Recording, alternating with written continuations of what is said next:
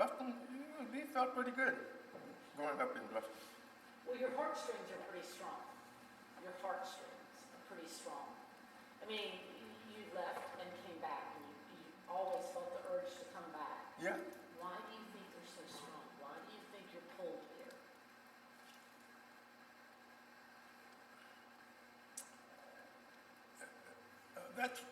I think that was a part of our teaching. It's endemic in us. Now I'm talking about my family. It was endemic in us. See, our father, like I said, he left home because he knew that he could not make a living here. Matter of fact, he used to tell us that he went to Charleston in 1908, so he would have been, 12 years old, because he was born in 1896. He lived to be 10 days short of 105. Oh my gosh. Yeah. And he said he left and went to his cousin. See, he had a cousin, I told you about the Martins. He had a cousin that was a merchant on Bay Street in Charleston. Back in 1908, he was a merchant on Bay Street in Charleston. And he said he left and went to his cousin, Tom Martin, because he said, Mom couldn't feed me. Our grandmother, he said, grandmother couldn't afford, couldn't feed him. And, I guess he had a little get up about him too, And so he went to Charleston, then he started sailing in 1912 as a merchant seaman. And his whole career, was as a merchant seaman. But, did he come back? Oh, he came back many years later. When I came back home, he was right over there. Somebody asked me, why didn't I? Because he was still living when I came back.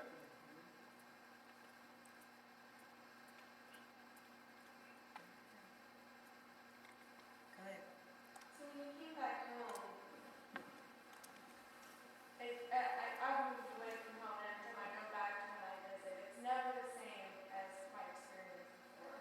So how did you feel about the Bluffton community coming back after being in Detroit? How did you feel about coming back to Bluffton after being in Detroit? About the way the culture it feels I now? felt great about coming back. I felt great about coming back because I always intended to come back. I felt great. And I was in position to come and do whatever. But, I got involved in a lot of things when I did come back and had a lot of opportunities. We lived just well when we came back to Bluffton as if we were living in Detroit. Like I said, we were. Had the culture totally changed, Mr. Martin? Ma'am? Had the culture totally changed when you came back?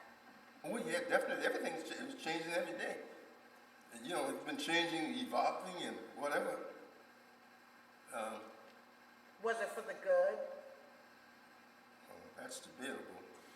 Some of it, but I guess you got to concede to whatever. They. How did you perceive those changes? What did they look like to you? What did the changes look like to you? Well, it hadn't changed that much when I came back. Now I came back 35 years ago. I came back home in '79, and not too much had happened then. They didn't annex Palmetto Bluff and Schultz Tract, which at that time, Palmetto Bluff was 22,000 acres. They didn't annex that until 1998. Since Sun City came in here before that, in 1992. And, then Buckwater started building up out there. And,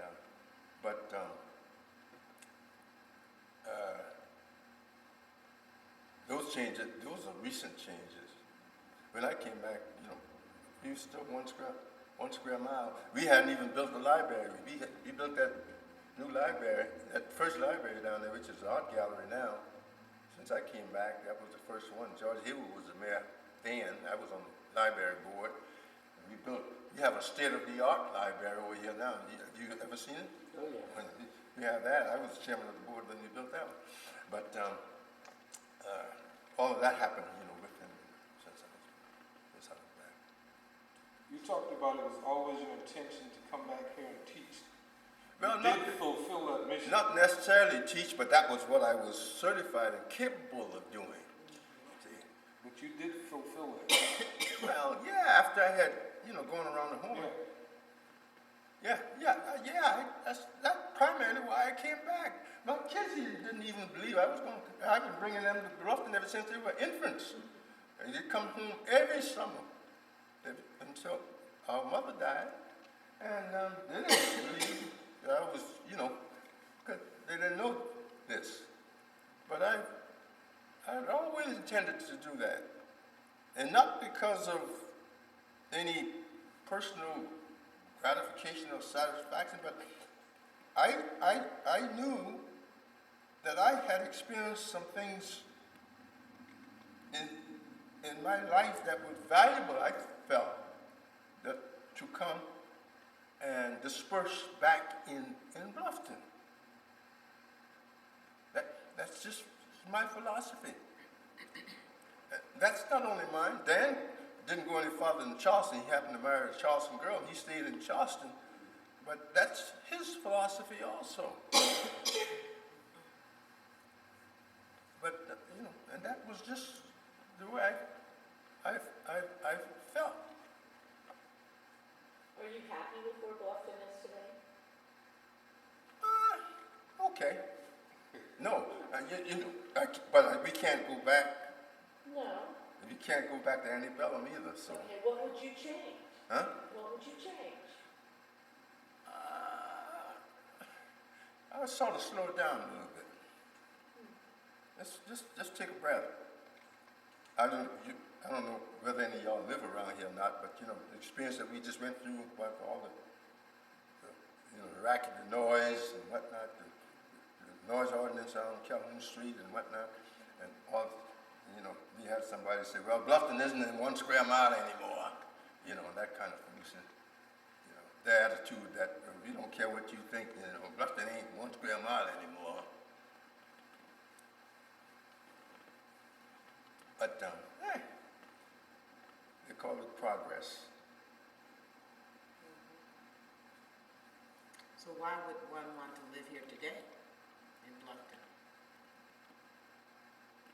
Well, I guess they say it every day why they want to live here. Bluffton's, I guess they've passed Bluffton being a state of mind. It just, hey, you see the big article about the upturn that the promenade is having now, Bill Curzman development over there and whatnot. Hey. How is it different from Charleston? Well, Charleston's built out too now. Charleston is into the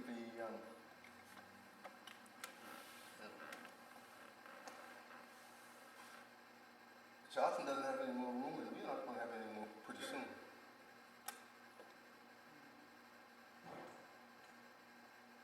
That's start going up. But it's the way it is.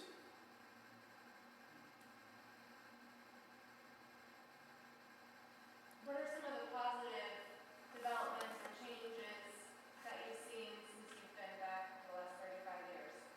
You mentioned the promenade as if it was something that you thought was a good addition to Bluffton. What other positive things have you seen come out of Bluffton that you're excited about? What are the progresses? Positive, what's positive developments, Well, changes?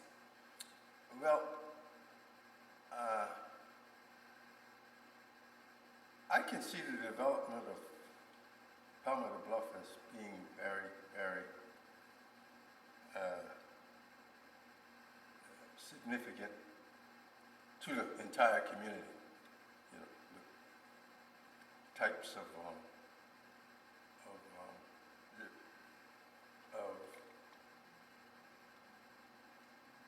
homes that will go in there, the quality of life that will provide for people who can afford it, of means,